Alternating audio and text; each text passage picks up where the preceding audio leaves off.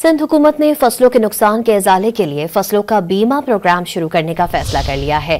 बारिश हो या तूफान, सैलाबी सूरत हाल हो या कोई और आफत, किसान के नुकसान का इजाला इंश्योरेंस कंपनी करेगी। मजीद जानते हैं डॉन न्यूज के नुमाइंदे खावर हुसैन से। जी खावर, इस मंसूबे के हवाले से मजीद आगाह कीजिएगा। जी, ये बड़ा अहम फैसला किया गया है पाकिस्तान पीपल्स पार्टी की गवर्नमेंट की जानिब से, और ये सिंध में आने वाले बारिशें, तूफान, सैलाबी सूरत हाल या कोई भी आफत हो, उसमें किसान को नुकसान नहीं होगा। इंश्योरेंस कंपनी उसके नुकसान का अजाला करेगी।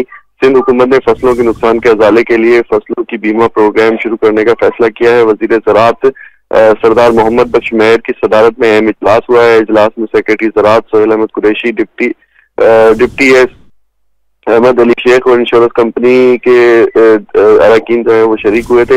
इजलास में सेक्रेटरी ज़राअत और दीगर जो अफसरान थे, उन्होंने फसलों के इंश्योरेंस के प्रोग्राम शुरू करने से मुतालिक मनसूबाबंदी से आगाह किया।